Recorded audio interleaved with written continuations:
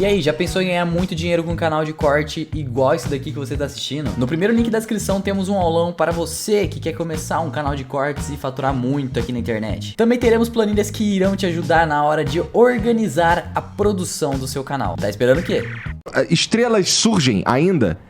Esse é outra grande falácia. Eles dizem assim, nebulosas são grandes maternidades de estrelas, temos milhões e milhões de estrelas formando lá. Igor, você sabia que não tem nenhum registro de nenhuma estrela formada, sendo formada de fato no universo? E nós temos 2 trilhões de galáxias, com cada galáxia com 100 a 200 bilhões de estrelas, dá 60 sextilhões de estrelas. Você está dizendo que a gente não conseguiu observar nenhuma informação? Não, a gente diz, olha lá, tem uma estrela em formação, tem uma estrela em formação, tem uma estrela em formação. Elas estão, até hoje estão em formação, mas nenhuma formada. Bom, a gente consegue observar há pouco tempo também. Ô Igor, 60 sextilhões de estrelas... 13,8 bilhões de anos. Se você faz a conta no universo, no tempo que a gente está observando o universo, a gente deveria ter visto estrelas de fato se formando.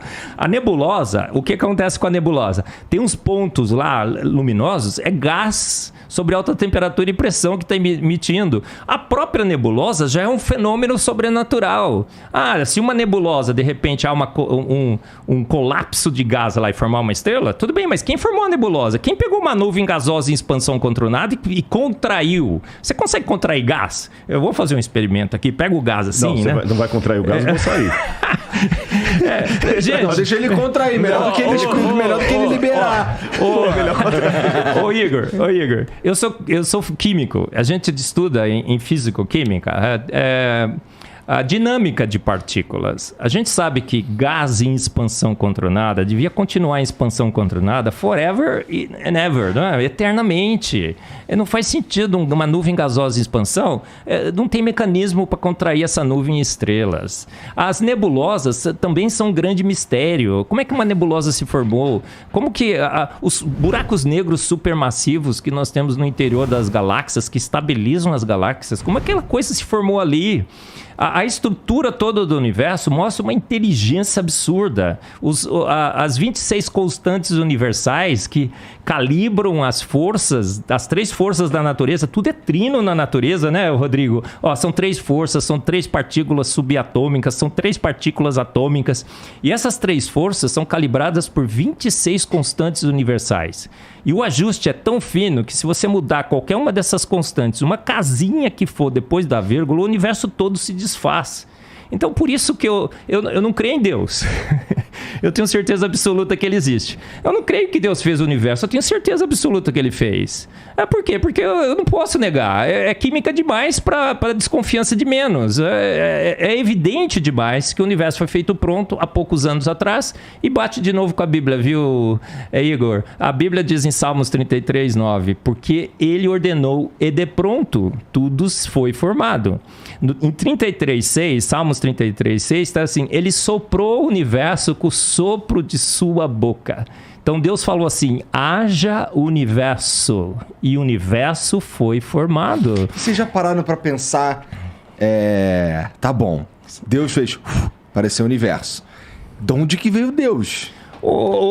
Aí entra na área da filosofia. Aí é uma pira que não dá, né? Uma vez eu estava na Universidade Presbiteriana Mackenzie dando uma palestra, veio um filósofo e falou assim, professor, tudo que você falou aí é muito legal e tal, mas você não consegue me responder essa pergunta. Quem criou Deus? Mas o Igor, essa é uma pergunta filosoficamente equivocada. Sim. Um bom filósofo jamais faria essa pergunta, não é, Rodrigo? Não, e ela é feita... Eu ia até trazer... Acho que eu te dei outra vez o meu livro, O Ceticismo da Fé. Sim. Dei pra minha mãe, inclusive. Eu ia trazer outro hoje, mas ficou tudo na Jovem Pan lá, viu, de manhã. Mas eu vou trazer da próxima vez. Aí entra na área da filosofia.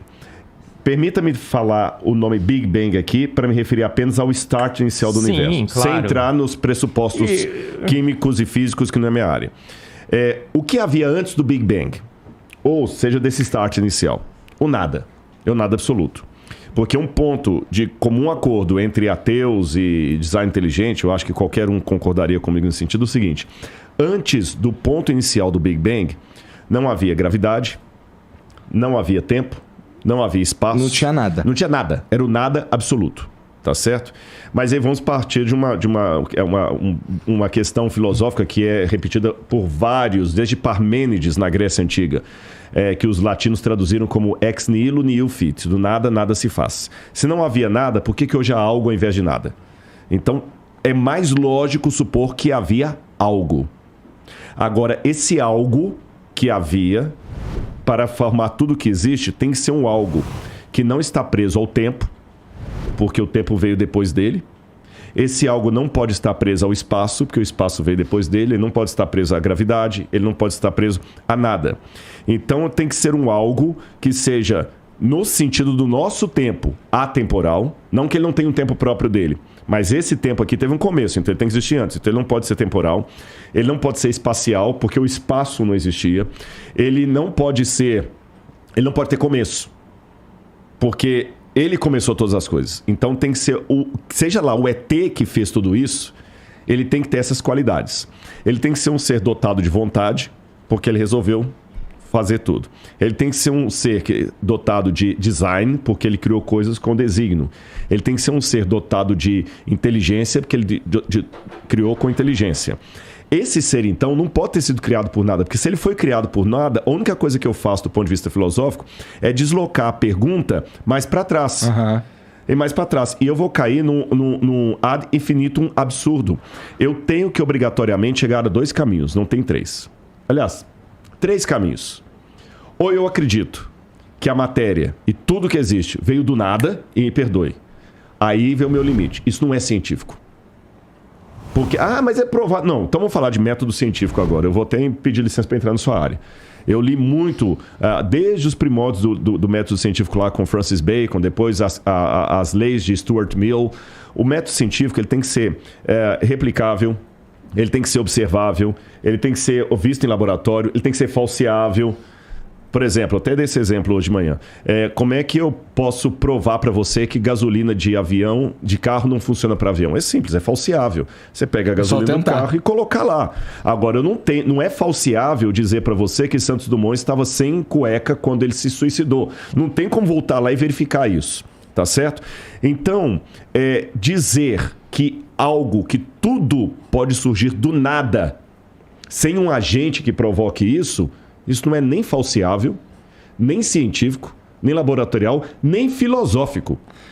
Mas nem os caras que pensam no Big Bang como o início de tudo, eu já os vi falando que eles não fazem ideia do que causou o Big Bang. Exatamente, mas só quando eles falam assim, existe uma diferença. Quando a frase, olha as 2 frases. Não faço ideia do que causou o Big Bang. Um agnóstico pode falar isso. Beleza.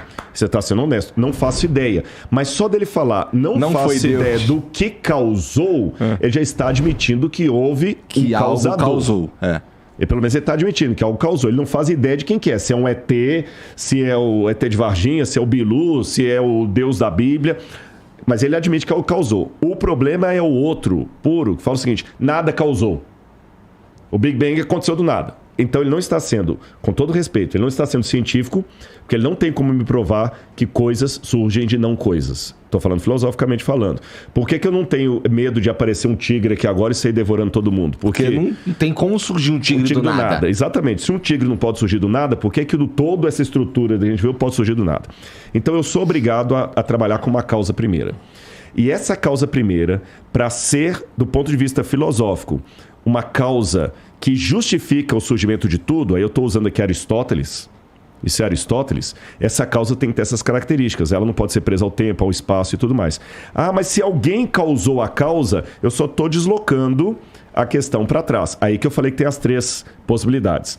Ou eu vou cair no absurdo de falar que o universo surgiu sem causa, o que não faz sentido, ou eu vou falar que sempre teve uma causa causando outra causa, eu vou cair no infinito absurdo, que também não faz sentido, porque tem evidências que o universo começou, ou eu caio num terceiro, que para mim é o mais lógico. Houve uma causa primeira que formou tudo isso, e quando eu vejo as características dessa causa primeira com o Deus que a Bíblia apresenta, eu vejo que dá match. Você entendeu? Esse é o ponto, dá match. Agora, é lógico, isso aqui, eu não estou com isso provando que a Bíblia está certa, tem que ver os limites. O que é que eu estou provando, o que eu não estou provando.